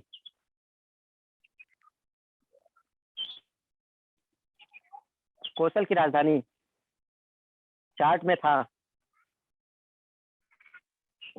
कौशल की राजधानी चार्ट में था। कौशल की राजधानी राजगीर नहीं है भाई, राजगीर मगध की राजधानी है, राजगीर मगध की राजधानी है। कौशल की राजधानी बतानी है, कौशल की राजधानी चार्ट में लिखा था श्रावस्ती, श्रावस्ती, श्रावस्ती है उसकी राजधानी, कौशल की राजधानी श्रावस्ती। ठीक है, आज इतना ही रखे, आज इतना ही रखते हैं, ठीक है ना। कल हम लोग इसी चार्ट को फिर से शुरू करेंगे, ओके। अगर इसको और अच्छे समझना है तो हम आज नोट्स जो शेयर करेंगे डिस्क्रिप्टिव वाला, वो पढ़ लेना, आपको वो डायग्राम समझ में आने लग जाएगा। अभी हम नोट्स शेयर कर देंगे जो डिस्क्रिप्टिव है, जो लिखा गया है नोट्स पॉइंट में, उसको पढ़ लेना एक बार, आपको पूरा चार्ट क्लियर होने लगेगा। कल हम इसके आगे समझाएंगे आपको, परेशान मत हुआ, चार्ट ऐसे माइंड में याद हो जाएगा, बस क्लास करते रहना। और तुमको कोई कहीं सोते हुए पूछ लेगा, तुम महाजनपद बता दोगे। बिंबिसार का विवाह किससे हुआ? सर चिल्लाना से आक्रमण कर दिया था। बताएंगे अभी अजात शत्रु जब आएगा। इसने 2 हथियार यूज किए हैं जिसके बारे में किसी को पता ही नहीं था, रथमूसल और महाशिला कंटक। महाबली, अरे महाबली कह रहा हूँ, अरे कौन था यार, बाहुबली, बाहुबली था ना वो, कौन सा मूवी है, अरे मूवी कौन सी है यार जिसमें बाहुबली है, याद नहीं आ रहा, जल्दी बोलो कौन सी मूवी है। अरे ध्यान ही नहीं आ रहा भाई, मूवी का नाम क्या है जिसमें बाहुबली है? अच्छा बाहुबली ही मूवी है, अरे हाँ बाहुबली ही मूवी है, ठीक है, पार्ट 1 पार्ट 2। तो अच्छा उसमें महेंद्र है, महेंद्र और भल्लाल देव, तो बाहुबली तो मूवी ही है। तो उसमें जब युद्ध देखोगे ना बाहुबली में, तो उसमें देखा है एक उसने गदा वाला यूज किया है भल्लाल देव ने, और एक उसने यूज किया है महेंद्र बाहुबली ने, उसने एक पत्थर फेंकने वाला हथियार यूज किया है। जब वो देखा होगा कि वो पत्थर फेंकता है बहुत बड़ा सा, देखा है ना एक पत्थर फेंकने वाला, और वो आग लगा देता है, उसमें तो सारे सैनिक वैनिक मर जाते हैं वो। तो ये इस प्रकार का हथियार था, ये ऐसा है। और एक जो भल्लाल देव यूज करता है, जो उसके रथ में कई सारे वो लगे रहते हैं, मतलब तलवार टाइप के लगे रहते हैं, जब वो आगे बढ़ता है तो काटता हुआ चलता है आगे, और एक गदा टाइप का यूज करता है। तो ये इस टाइप का हथियार था वो, रथमूसल और महाशिला कंटक, ये पहली बार यूज किया गया था अजात शत्रु के समय, जो बिंबिसार का पुत्र है, जब लिच्छवी पे आक्रमण करेगा ये, तो पहली बार ये हथियार यूज किया, किसी को जानकारी नहीं थी। ये गुलेल की तरह होता था वो पत्थर, और सीधा फेंकता था और खत्म। गदा सीधा इतना बड़ा होता था कि उसने जहां एक बार गिराया निपट गए लोग। तो ये पहली बार इस हथियार को देखा गया था, रथमूसल और महाशिला कंटक को। तो इसकी जानकारी हम देंगे धीरे धीरे, है ना, नहीं तो सब भूल जाओगे। बाहुबली ध्यान रखना, सब याद आ जाएगा तुरंत ये हथियार कैसे हैं। तो चलो आज के लिए रखते हैं, ठीक है, काफी लंबा लेक्चर हो गया, है ना। हिस्ट्री इतना लंबा रखना जरूरी नहीं है, नहीं तो तुम लोग खुद हिस्ट्री बन जाओगे अगर हम इतना लंबा लेक्चर करते हैं तो, है ना। थोड़ा थोड़ा करें जितना दिमाग में जा सके, है ना। प्यार मोहब्बत से समझते जाओ सब, ठीक है। देखो कोई प्रेस भी करना चालू कर दिया कपड़ा है, क्लास भी चल रही है, प्रेस भी चल रहा है, ये तुम लोग महानय होगी। वीडियो ओपन करो जरा जल्दी से, 2 मिनट करो जरा, वीडियो सभी ओपन ओपन करो, सभी करो जरा, देखें कहाँ हो तुम लोग। रफिया, उमेश, कोमल, प्रकाश, अनीता, पंकज, सत्यजीत, अभिषेक, आशा, रिंकी, सर्वजीत, मंजय, कंचन, निधि। कुछ तो बिल्कुल विधिवत अपने स्टडी रूम में बैठते हैं। पंकज को देखो बढ़िया एकदम, किताब उताब, जैसे वो लोग आजकल के वो नेता लोग नहीं रखते हैं पीछे किताबों का शेल्फ रखते हैं, जैसे आते हैं प्रेस कॉन्फ्रेंस देने। अभी कंचन से कहेंगे, कंचन वही वाला दिखाई, देखो सर पूरी अलमारी लगी है सर मेरी किताब, तो मैं बहुत बढ़िया, ठीक, अच्छा पढ़ रहा है। तो हाँ, कोई तो मच्छरदानियाँ लगा के हैं, अभी सो के ही ना उठे हैं, पीछे मच्छरदानी लगी है, अब जग रहे हैं, ठीक, बहुत बढ़िया, सही है, इसीलिए तो ओपन करवाए हैं, ठीक है। तो इसी का मनोज, नीरज, ऋषि, रजनी, मोनिका, सूरज, ये सूरज है, ठीक है, दीक्षा, और कौन है, अंजना, कीर्ति, आरती, पिंकी, अरे सब एकदम अटेंटिव मुद्रा में है बिल्कुल, हैं, ठीक है, दीपक, हिमानी, नयन प्रभा, ममता, अरुण, काजल, कई लोग को तो हम आज पहली बार उनका चेहरा देख रहे हैं, कुछ को तो हम देखते हैं, अब जैसे कुछ तो रोज रहते हैं, देखो रोहित, ठीक है, चलो आज ओपन हो गए हैं भैया, जब कहो तो ओपन हो जाते हैं लोग, पिंकी, शुभम, कुछ तो ऑन रहते हैं, कहते हैं सर मेरा चेहरा रोज देखते रहा करिए, मैं कहता बहुत बढ़िया, एकदम लाइट चमकता रहता है आप लोग का चेहरा, सही है, वो याद भी हो गए वो लोग, कम से कम क्लास में रहेंगे तो पता चलेगा, अच्छा यही लोग थे जो रेगुलर थे। चलिए ठीक है, ओके, ठीक है, सभी लोग क्लास कर रहे हैं, वेरी गुड, कुछ तो डिस्कनेक्ट भी हो गए, सर हम चेहरा ही न दिखाएंगे, मत दिखाओ भाई, मत दिखाओ, है ना, तो भैया हम कुछ करेंगे नहीं तुम्हारा चेहरा देख के, हैं, अब हम कोई वो नहीं है, बिंबिसार नहीं है कि हम जाकर के 3 विवाह करने लग जाएंगे, ठीक है ना, और ना कोई हमें पूरा साम्राज्य बढ़ाना है, तो ये सिंपल सा पॉइंट है, ध्यान रखिएगा। चलिए आज की क्लास खत्म करते हैं, कल हम लोग यहीं से शुरू करेंगे, ये जो चार्ट है मगध वाला यहीं से स्टार्ट करेंगे, नोट्स हम शेयर कर देंगे, आप लोग देख लीजिएगा, ठीक है, ओके, थैंक यू एवरीवन, मस्त रहिए, स्वस्थ रहिए, व्यस्त रहिए, ठीक है, चलिए कंप्लीट।